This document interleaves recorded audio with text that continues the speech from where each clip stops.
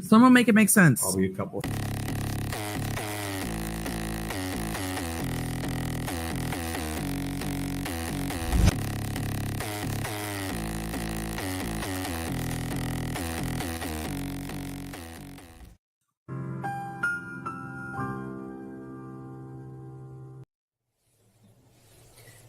Do do do do do do do do do do do do do do do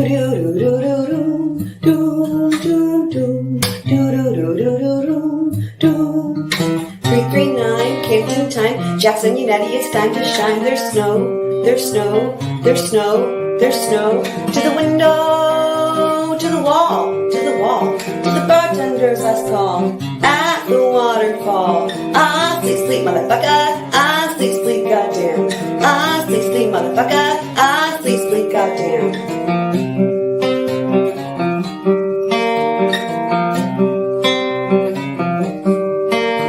They'll crunk and act and me. Run simply, restfully, have too much break in their minds. Everything's fine, but an act I've already gathered about 50 damn times. To the window, to the wall, to the wall. To the bartender's last call. At the waterfall. Ah, sleep, sleep, motherfucker. Ah, sleep, sleep, goddamn, goddamn. Ah, sleep, sleep, motherfucker. Ah, sleep, sleep, goddamn. Do do do do do do do do do do do do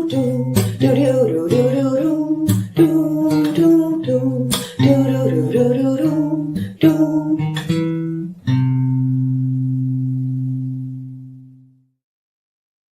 Hello, guys. I thought we'd started out strong with Get Low, Canton Style, our Karen Reed themed music video, as it were. Shout out to Little John and the East Side Boys, by the way. And shout out to Fender. Shout out to Black Letter. Shout out to James. You guys who were here already in the chat. Love y'all.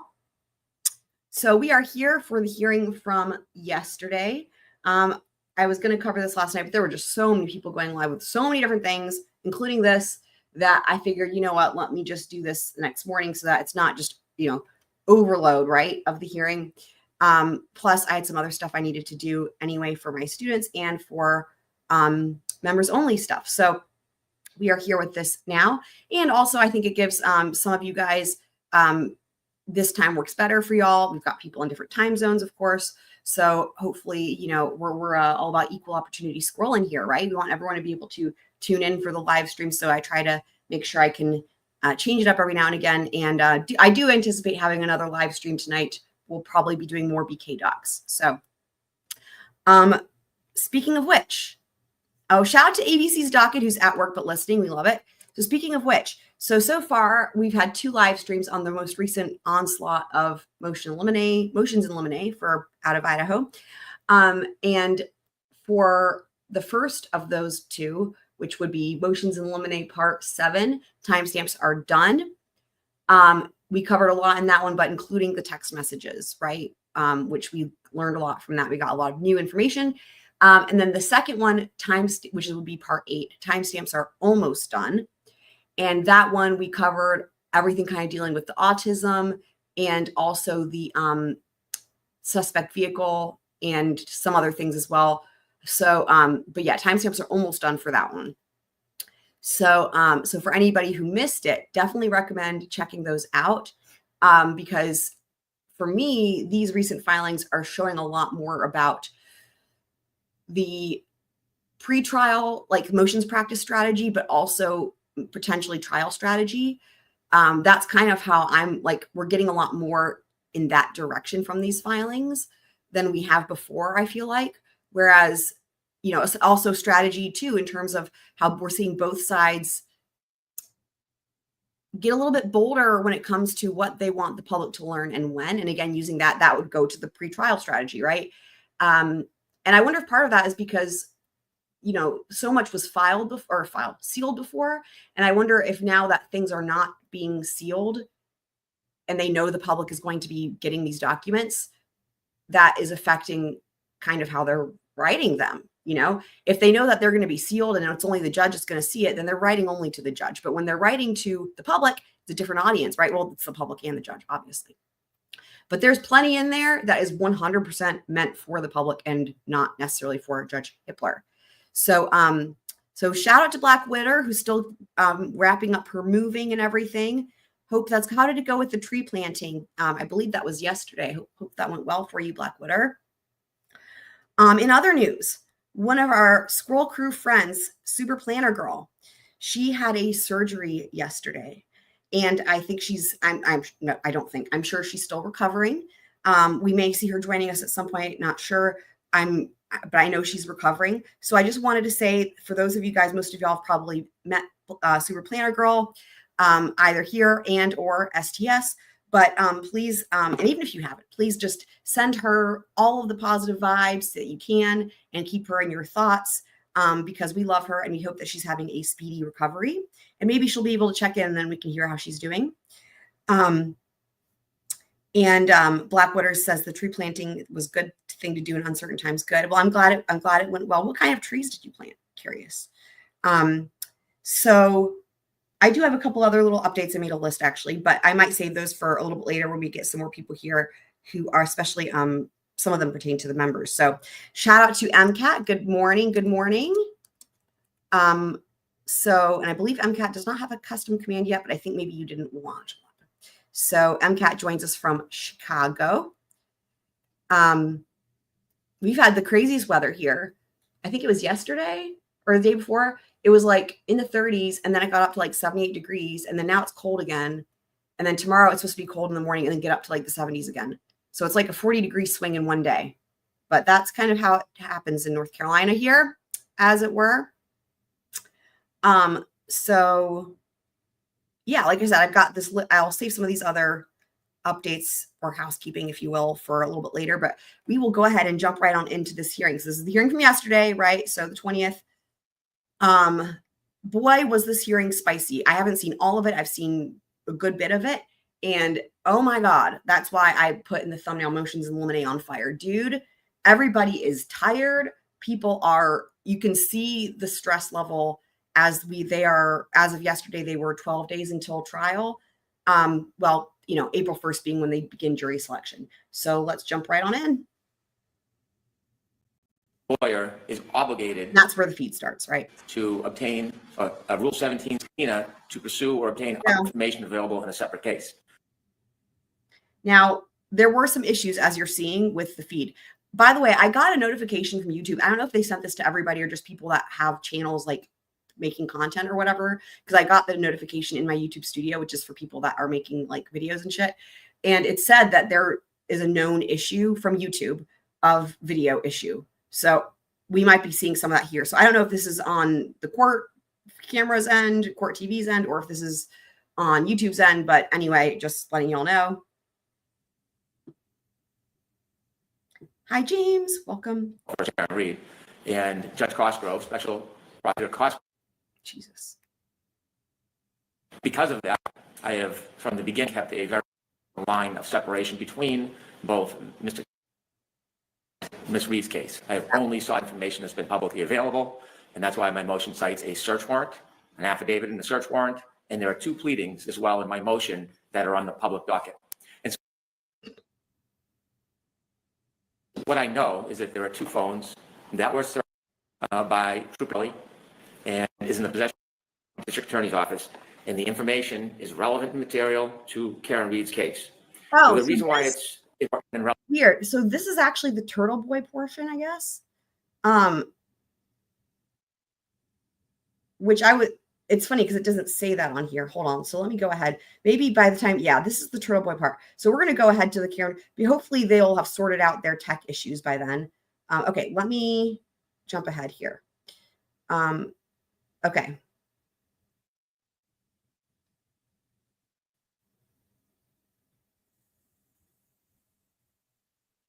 ABC's docket says you want to watch it. We can watch it. We can totally watch it if you guys want. I think Twiz just texted me. Twiz, are you here?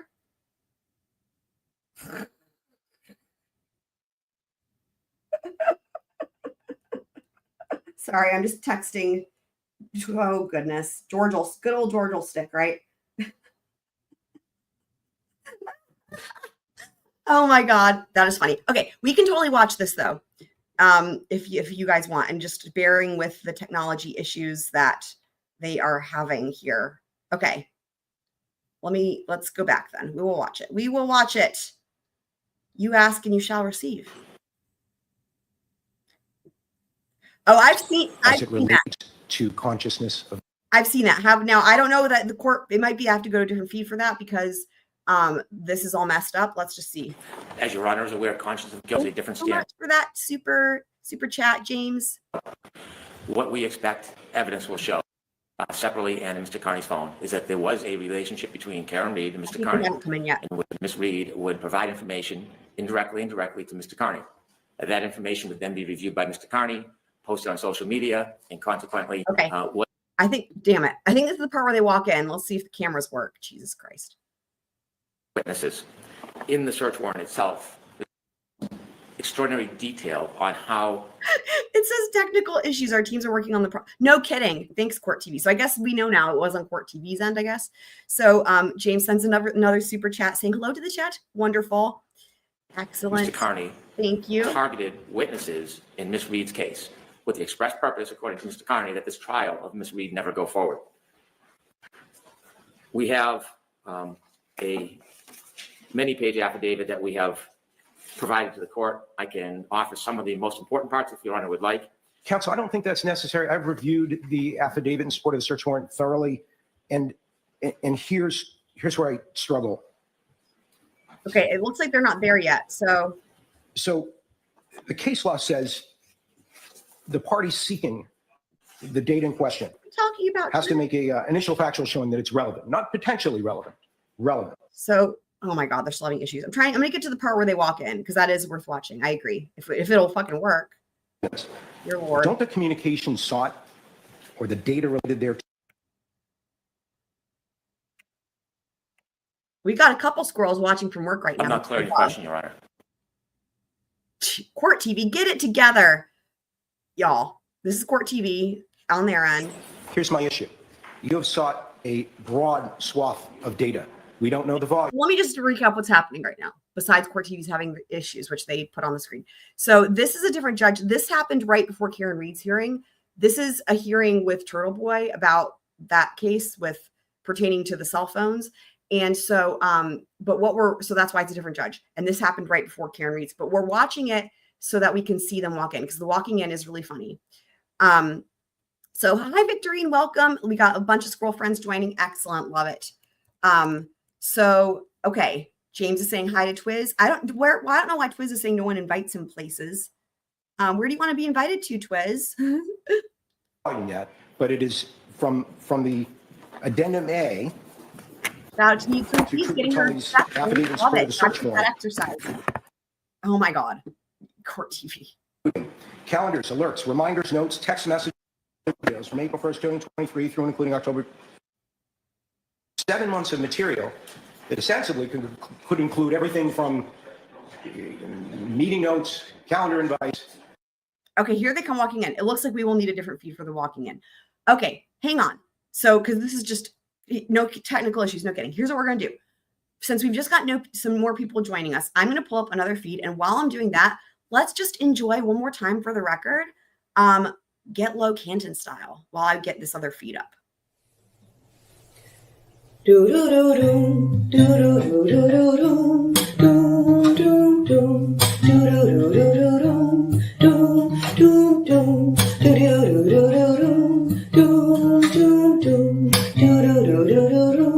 do.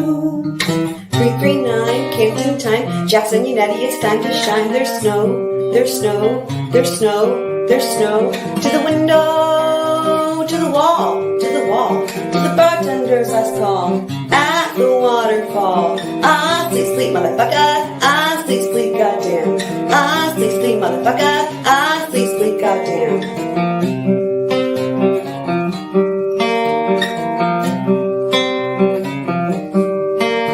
They'll crunch and act and meet. Run roughly have to look straight in their minds.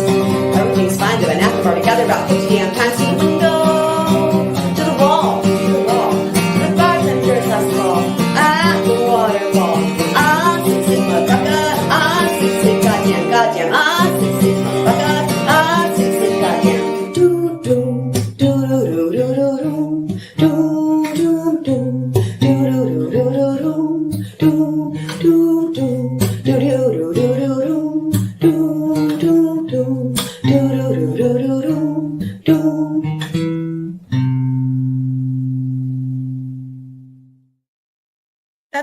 That's weird. Did the video skip or something? It sounded like it skipped. If it did and it ruined it for you guys, we can totally watch it again. I don't know why I would do that. So glad you guys like it. So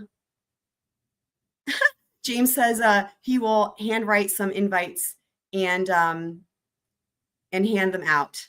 And send them. Excellent. Love it. So we've got Robert Alessi joining us. Excellent. We're big fans of you, Mr. Alessi. Can't believe you're here. Welcome. Excellent. So we are keeping it fresh. That's how we do here. So yeah, not twist has a command. We made that a long time ago. Okay. So let's see if we've got now the walking in, and I'm sure Mr. Alessi especially will appreciate that we are watching this very epic entrance here. Let's see if this It calls for data including calendars, alerts, reminders, notes, text messages, pictures, or videos from April 1st, 2023 through and including October 5th, 2023. 7 months of material Alessi, shall we that say. ostensibly could include everything Breenan, from Mr. Alessi. meeting notes, calendar invites, texts, videos, Here we go. things that have absolutely nothing Epic. to do with communications entrance. between Mr. Kearney and the defendant. I have to say, this is on normal speed. How the fuck is it that Mr. Yanetti is in like slow motion and walks in looking like a gangster from some sort of movie from back in the day? This is so epic. Y'all. Calendar invites, texts, videos, things that have absolutely nothing to do Watch Mr. with Yanetti. communications between Look at this. Mr. Kearney and the defendant. How's he in slow motion? So how can the Commonwealth make the threshold showing It that is those are relevant? so good. First, this is a ruling with Mr. Kearney, so I'm asking that Mr. Kearney is attorney be at the table. I'm not sure why we're being joined by Ms. Reed's team unless they have standing in this. We're a little confused, and I don't mean to interrupt. Oh, it is so, dude. It is literally boss after boss is so accurate as Neeson's uses getting some her steps in. Like it literally is like a gangster. Can we watch it? We're gonna watch it one more time. Oh my god. This totally, if this had happened earlier, or like by earlier, I mean last year, I would have included this in the music video because this is so badass. Meeting notes, calendar invites, texts, videos, things that have absolutely nothing to do with communications between Mr. Kearney and the defendant. So how can the Commonwealth make the threshold showing that those are relevant? First, this is a ruling with. One thing too, notice the hand. Can we also, let's just appreciate Breenan's hand. He's like trying to stop them. Watch this. This is crazy. Is he like mad because they interrupted the, like what? Mr. Kearney and the defendant. So how can the Commonwealth make the threshold showing that those are relevant? Look at him. He's like, First, this is a ruling with Mr. Kearney. oh my god. I'm asking that Mr. Kearney is attorney be at the Turtle table. Boy. I'm not Turtle sure Boy why gave a we're dirty being look also. joined by Ms. Reed's team unless they have. There is so much going on here. Like Turtle Boy also gave a dirty look. And then when Jackson stands up, he gives a look. You guys. First, this is a ruling with Mr. Kearney, so I'm asking that Mr. Kearney is attorney be at the table. I'm not sure why we're being joined by Ms. Reed's team unless they have standing in this. We're a little confused, and I don't mean to interrupt the proceeding, but as we're Can you state your name for the record, please? Okay. We're gonna do this one more time. Here's how we're gonna do it. We're gonna back it up. Back it up. Hold on. Okay, we're gonna back it up. Now, we're gonna watch this and we're gonna mute it so that's not weird. And we're gonna watch it on like 0.75, like slow-mo kind of style, so we can really see all of the things that are happening here because there's a lot happening and it's really good. Okay. So here we go.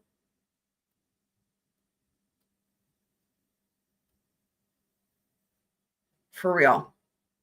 I know. Thank you so much, James, for that. Oh my God, this is so epic. I wish they didn't have their long crime thing in the way so we could see even more of this.